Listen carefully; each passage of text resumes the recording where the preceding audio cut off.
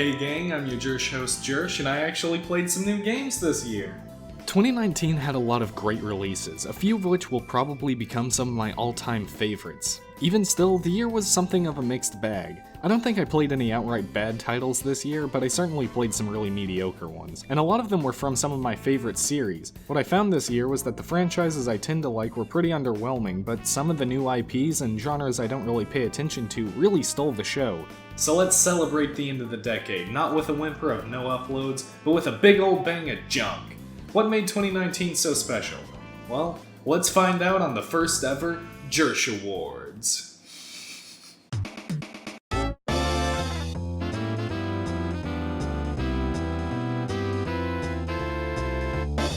Okay, so let me explain what's going on here a little more. I've never done a video like this, so I'm not entirely sure how to format it. I played more new releases this year than I think I might have ever in my life, but that's still only like 9 new games, which is just not enough for a whole bunch of categories and whatnot. I don't really have a whole lot to say about everything I played, so these are the 6 that I found most noteworthy. Otherwise this video would just be 9 games, Jersh Show. So yeah, I don't exactly know what I'm doing here, but in order of release, here's what I played.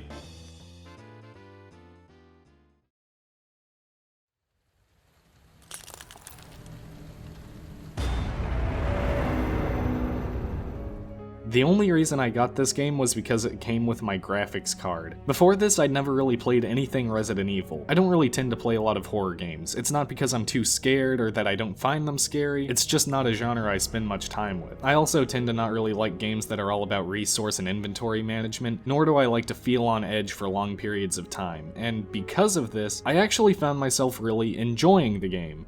That doesn't sound right, does it? If I don't like having to worry about what resources I have and if my character is safe, then why would I like a survival horror game about just that? Because it makes it really easy to slip into that role. I'm nervous about my ammunition count because it's directly linked to how safe my character is. It makes getting to a safer area feel all the more rewarding. And even if you do shoot a zombie in this game, it's not guaranteed that they're down. You can put like 5 bullets into one and they still might be coming for you. The level design folds in on itself as new pathways to old rooms keep unlocking until you're very familiar with the ins and out of this labyrinthian police station. So at that point, when you expect it to just turn into some serious backtracking through a map you've already exhausted, this dude Mr. X shows up, so now you're always being chased, which makes every situation all the more heightened. It was exhilarating. I've only played through Leon's campaign, so I'm practically only halfway done, but even still, this was a great introduction to the survival horror genre, and I feel pretty confident in singing this game's praises.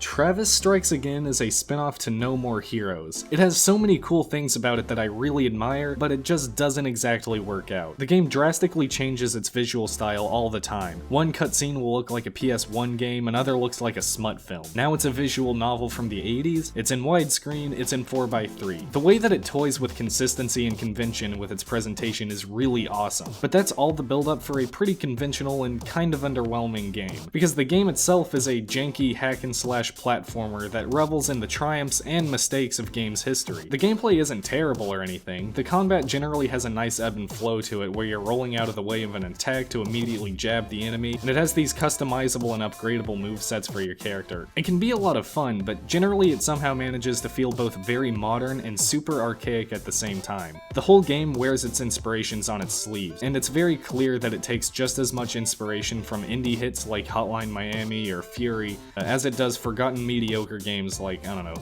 The Outfoxies or Bruce Willis Apocalypse. And I really admire that. The lack of polish gives it this sense of authenticity to the time periods it's trying to capture because it's not just looking to the best of the best for inspiration. There are a lot of neat things here, even if they don't come together perfectly.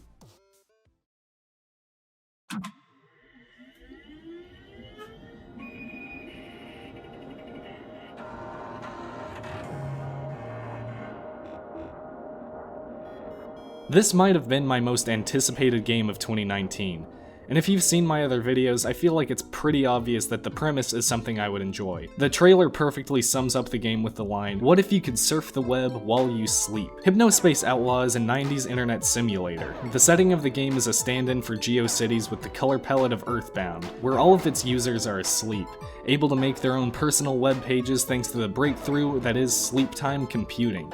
I love that setup. It's almost like a cyberpunk VR sort of story, but instead of leading to some futuristic dystopia, it leads to an 8-year-old's website on how much he loves dinosaurs and his family. So many of the web pages feel trivial and, well, like, stupid. Most of the ones that you visit in the game are just people you don't know bickering with each other over petty drama, and your role in the game is the moderator. You're a hypnospace enforcer, which means it's actually your job to read these pages and investigate each citizen to see if they're breaking any rules. The setting of hypnospace itself is this beautifully awful corporate-owned cesspool where giant companies sponsor every community. And it was because of that I was kind of worried that this game would end up being too goofy, actually. Like, I didn't want every page to be, "Whoa, eat Boppo's chunky chips, delicious." Wink wink, nudge nudge, isn't the internet horrible? Like, I guess there wouldn't be anything wrong with that approach, but it just would have been pretty forgettable. What ties it all together is the human element. The denizens of hypnospace feel like actual people. No great adventure is actually going on here, and the only people who are talking about one are the nerdy people in the hodgepodge nerd zone. People are just posting about their day or their interests, and it's usually written very casually. Your job is to read their pages, and as time goes on, you really feel like you get to know these people. Hypnospace is cool, because it comes off as this actual space with actual people. I wish the game had been a little longer than it was, but with a recent modding update it might just end up getting more content, but only if people are dedicated.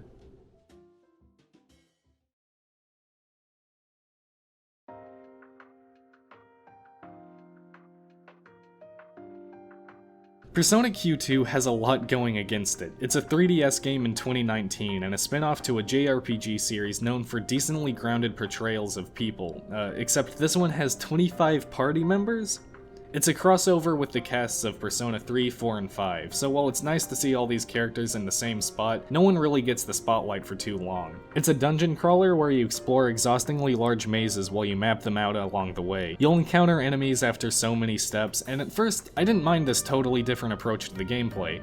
But each map goes on way too long, and I was ready for the game to be over at about the halfway mark. When you want to break from the dungeons, there's not really anything else to do, which is part of the draw of the mainline game, so I was disappointed on that front. The game isn't the best, but it's not even that bad. The music was all really good, the visuals were catching, and its problems don't come from a lack of ambition. I feel like it's so fitting that I played this year, because the 3DS launched early into the decade, and here, at the very end, is this one last huge romp that has me using the thing for hours. So yeah, it was a disappointing swan song for the handheld of the decade.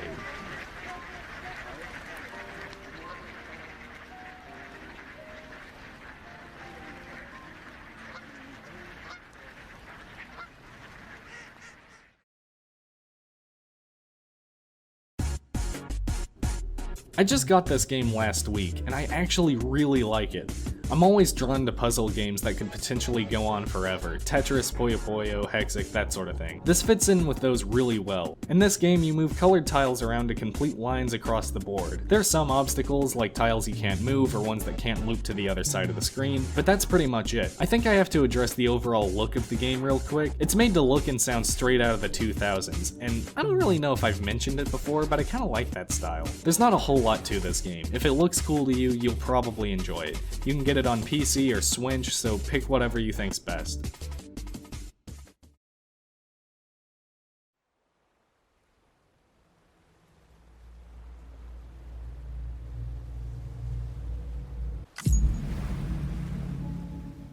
So this is actually the second open world game I've ever beaten, the only other one being MGS5. MGS5 was one of my favorite games, despite all of its problems, so I was pretty confident that whatever Death Stranding ended up being, it would probably be up my alley. I don't really know how right I actually was about that though. Death Stranding was such an odd experience for me. I feel like a lot of people are saying that, but within the first hour of it, I was already in this whirlwind of opinions on it. I love the opening cutscene with Sam on his trike. It looks and sounds awesome, and right off the bat proves Hideo Kojima's worth as a director outside of the Metal Gear franchise.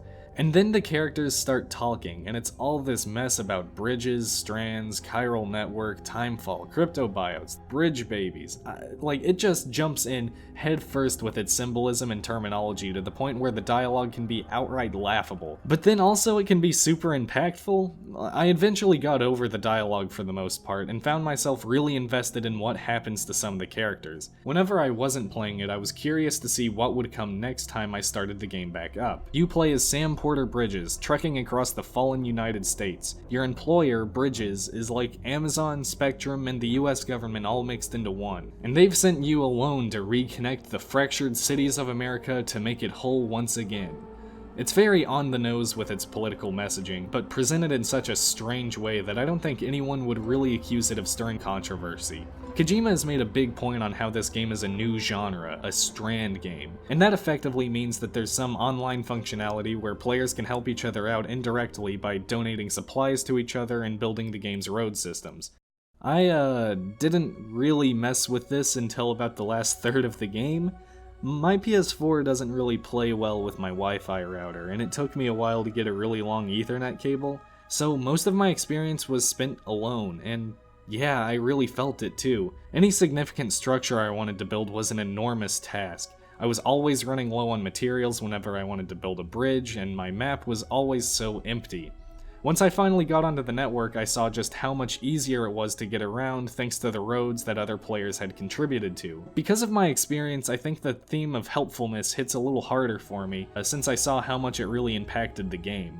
Death Stranding concludes itself better than I think any other game on the list does. Despite my hesitation at the beginning, the end of this game had me locked in and so interested in the story. It was a surprisingly emotional ending for a game that I didn't really think I'd feel too much towards. So that's what I played this year. There were some good games, some bad games, but I think they were all kind of interesting. But which was the best? Let's take a look now.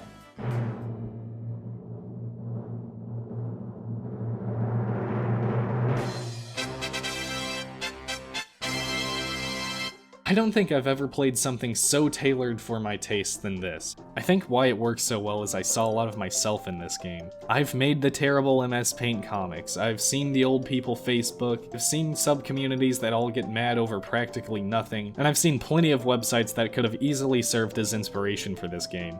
I really wanted this one to break out and be the next big indie success story, but just like the subcultures of the 90s internet that it represents, the game is probably just a little too niche for that mainstream appeal. But I'm begging you, if it looked at all interesting, check this game out. If you play one indie release from 2019, let it be Hypnospace Outlaw. So there it is, that's the Jersh Awards. There were a lot of stylistically unique games this year. Games that didn't exactly pan out always with gameplay, but took inspiration from a lot of different places.